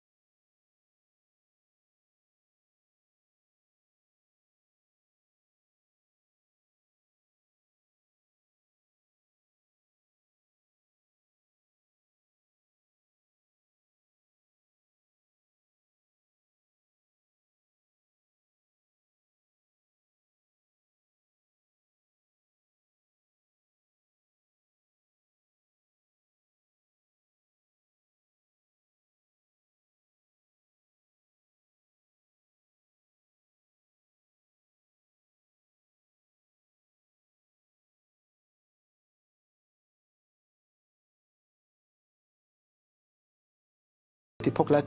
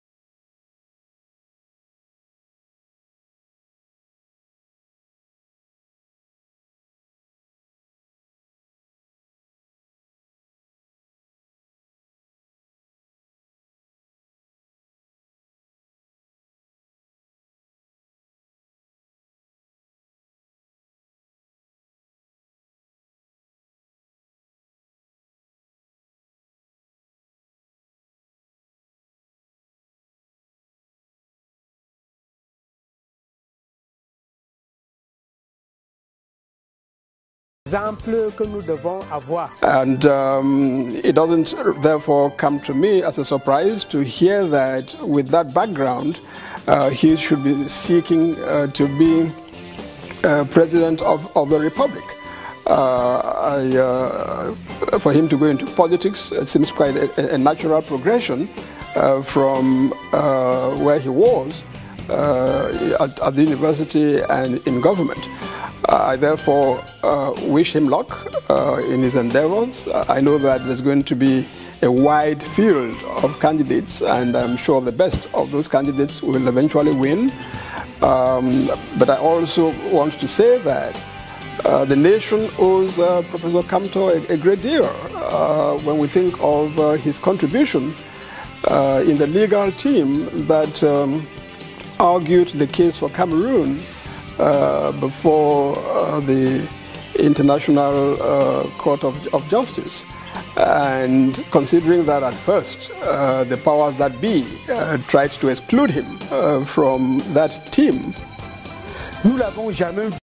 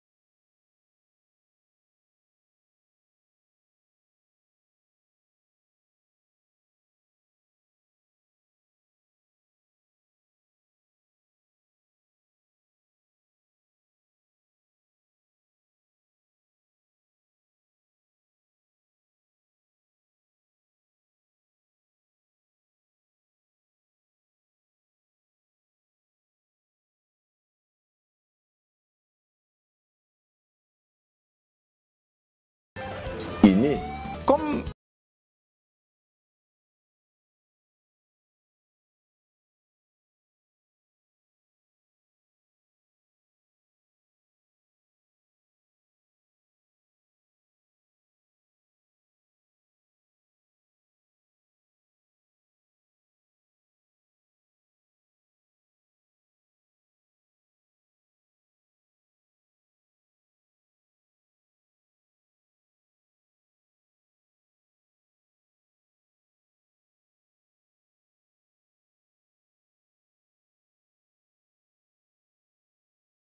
alors donc je disais que ce n'est pas à travers la vitre de mon véhicule ou je sais pas moi en passant que j'ai eu contact avec ceux qui se lèvent très tôt de bonne heure pour aller travailler. Moi j'ai vécu ça et donc peut-être certaines personnes me voient aujourd'hui et croient que je n'ai pas eu le contact avec la terre. Je suis fils de commerçant, mais je suis aussi fils de la terre. Donc je sais ce que c'est que aller au champ, labourer toute la journée, rentrer le soir ou le lendemain avec un fagot de bois ou avec un régime de plantain. Donc voilà.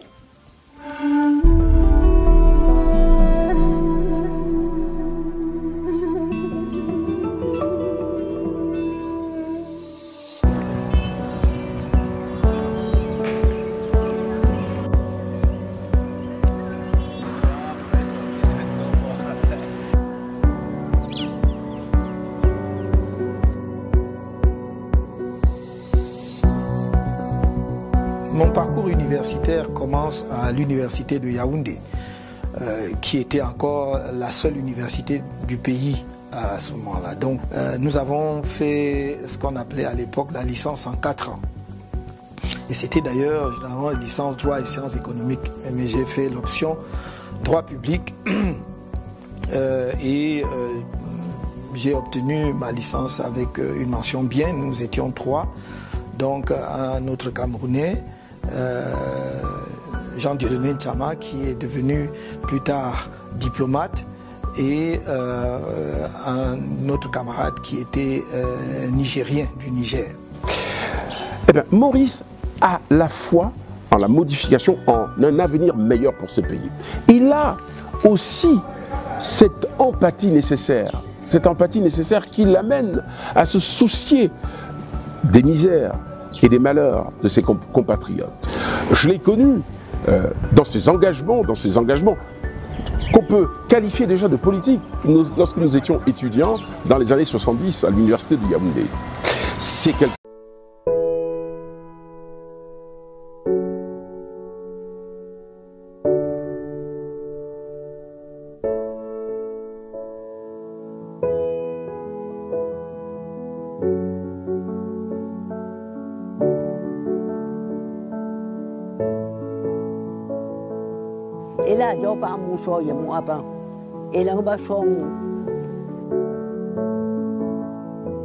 C'était un esprit très brillant.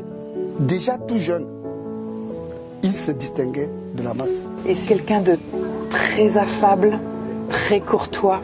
Il a un immense sens de la civilité, chose qui m'a toujours impressionné. Il est très fidèle en amitié. Et c'est quelqu'un vraiment, pour ses qualités humaines-là, de respect, de civilité, que je l'apprécie énormément. Parce qu'il est évidemment très brillant. Je dis toujours à tous nos amis communs que c'était le meilleur d'entre nous et il n'y a pas contestation à la matière. Parce que c'était d'abord un très gros travailleur.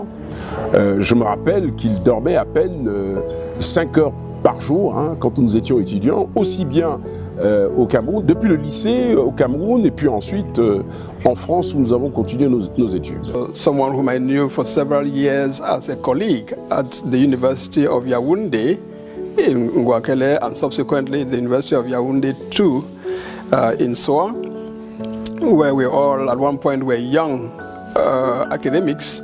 Il ne parlait pas très fort, mais il était vite et il ressentait tout rapidement.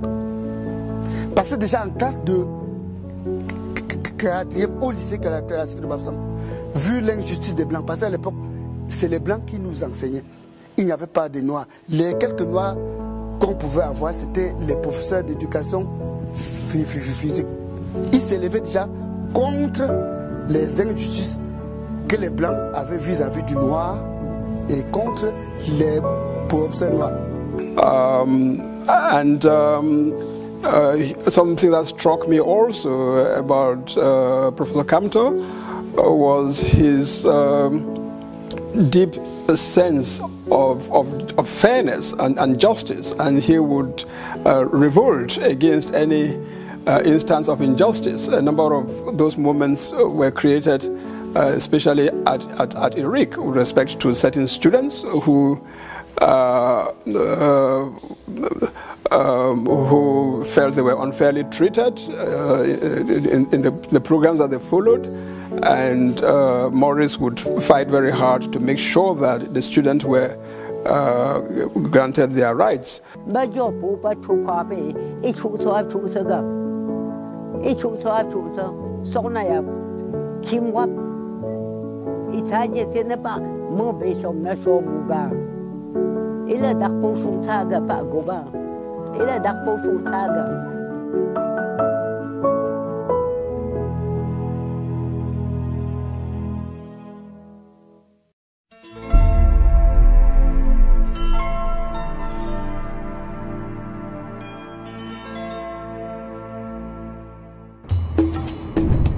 Samuel Wanko, âgé de 32 ans, est député et architecte. C'est lui qui dessinera le plan d'urbanisation de la ville de Bafoussam.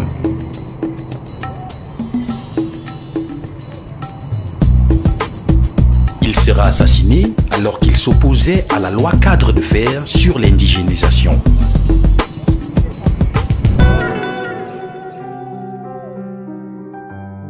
Il n'avait pas 3 ans à la mort de Wanko. Aucun souvenir vivant.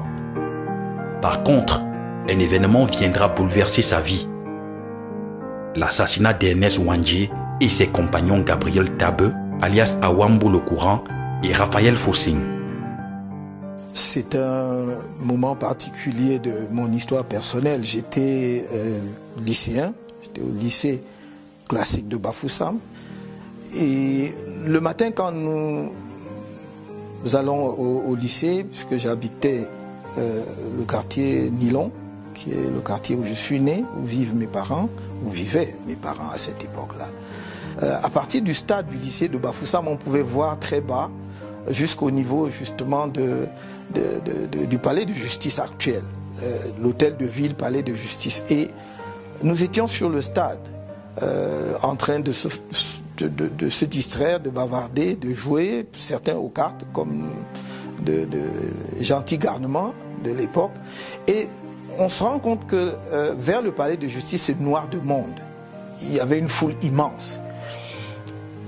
Et lorsque sonne la rentrée, donc la fin de la pause, par curiosité, nous nous portons vers le bas, donc vers le lieu où il y a cet assemblement. Des personnes, il y a une foule vraiment inestimable. Et moi, je me rapproche. J'étais tout petit à l'époque, donc je pouvais me faufiler très facilement entre les personnes. Et il y a un arbre. Et dès cet instant-là, il y a des rumeurs que l'on va exécuter. Il y a une exécution publique qui aura lieu. On ne sait d'ailleurs pas qui à ce moment-là. Je me faufile et il y a un arbre qui surplombe la scène, qui est un terrain vague, terrassé probablement. Il y avait un projet de construction à cet endroit. Et j'essaye de me hisser dans cet arbre. Je grimpe. Et d'ailleurs, j'ai eu une frayeur, l'une des plus grosses frayeurs de ma vie, parce que je me rends compte qu'il y a plein de soldats dans cet arbre aussi. Donc, je m'agrippe à une branche et je peux observer toute la scène.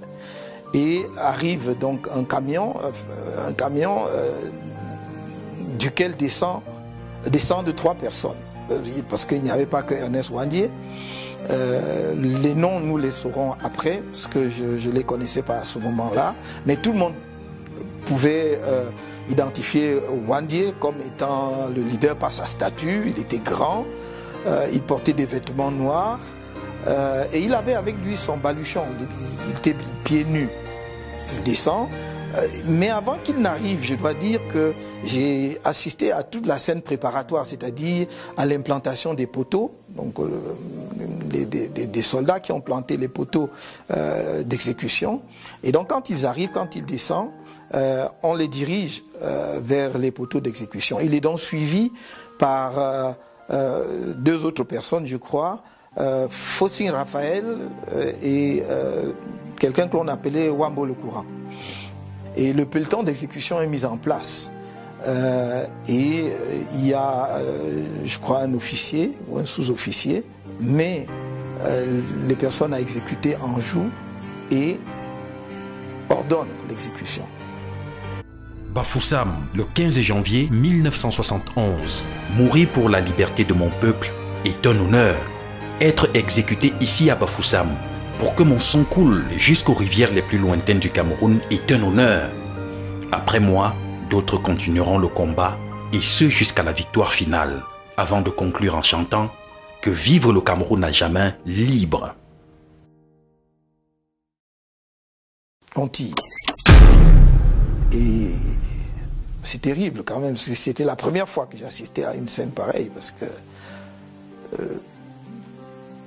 on est traversé par toutes sortes de sentiments à ce moment-là. Il y a la peur, mais il y a en même temps la compassion aussi. Il y a une sorte d'empathie. Parce que on se dit, mais enfin, pourquoi est-ce qu'on peut exécuter les gens? Je ne comprenais pas tout à l'époque.